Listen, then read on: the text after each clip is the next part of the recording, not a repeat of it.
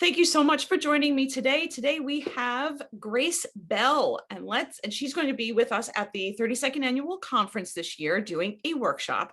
So let's find out. Grace, why don't you introduce yourself of who you are and how you're connected to the adoption and foster care community for everyone to hear about. Absolutely.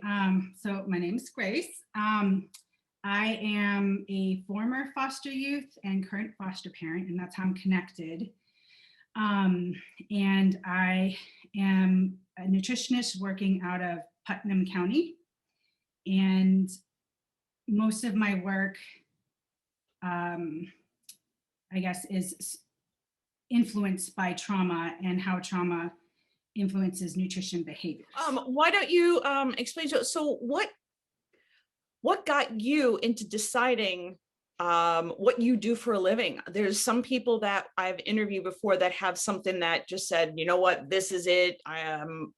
Why did you focus on this as a living? Sure. So nutrition itself, I've always been interested. It's just been an interest, so it made sense. But the behavioral aspect was in grad school. One of our classes focused on behavioral nutrition. And the more we got into that class, the more I started connecting dots with trauma and how that, because trauma affects everything and it affects just our day-to-day behavior. So it would make sense that it would affect our nutrition behaviors. And that's really where that started. And then it went down a rabbit hole. When you're doing this, why do you feel that this is so important for the community to know about? What is the community not realizing with food? Because let's just say I read that you're going to speak about behavior and food, and they're just going to think about, okay, too much sugar. But what exactly are you going to be talking about that they're missing? What are they missing about it? So the workshop itself is really tying trauma to the nutrition behavior to potential nutrition insufficiencies or deficiencies, which in turn can lead to or exacerbate behaviors. So we're looking, partially at how certain nutrients can affect, energy levels, and certain nutrients play in, brain support, brain development, and long-term health. We all know that foster kids, people who have trauma and kids from foster care tend to have higher rates of certain chronic illnesses and shorter lifespan because of that. So looking at that, but then also, the behavior and the nutrition kind of go hand in hand, because the behavior affects the nutrition and nutrition affects the behavior. So we have to look at the nutrition while also creating a safe space for behavior. Do you deal with people that are we talking like smaller children, bigger? Are we talking adults or teens, or all ranges? So I think the youngest I've worked with is 8, and the oldest is in their 70s.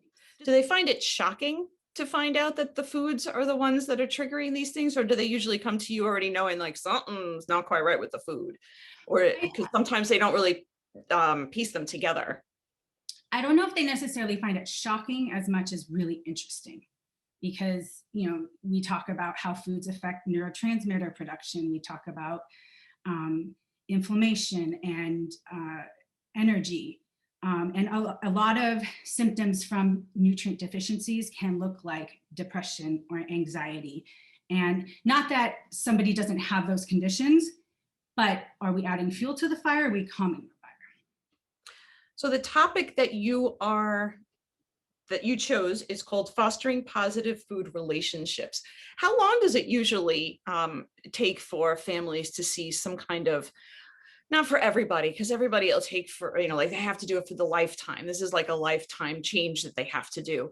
But usually if they come to you in desperation, or sometimes when you have transitioning, when they just bring in foster children, how long does it usually take and guesstimation, I say, for people to see some kind of help or adjustment? Is this an overnight thing, or do I gotta wait a year type? Um, I think it depends on the situation. It's very individualized, but it does take time. It's any kind of behavior change takes time because everyone has to feel safe, everyone has to feel comfortable, everyone has to feel prepared to make the change. And I think when we're working with children, we're working through the adult.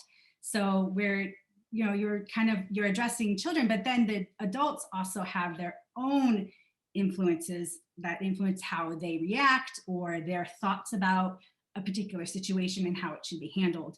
So yeah, it's time. It takes a lot It's of very time. it's very interesting that, we learn about trauma all the time, but we don't necessarily always equate it to foods. Because as I said before, the first thing people think of is, oh, it's just too much sugar. And they don't realize there's so many other things that come into food that play a role in fueling the fire or not fueling anything. So Yeah, and in thinking of that, always feel like nutrition's kind of put on the back burner because there's so many other more acute, you want to deal with the behavior that's present rather than kind of supporting, um, mechanisms that would support the behavior change.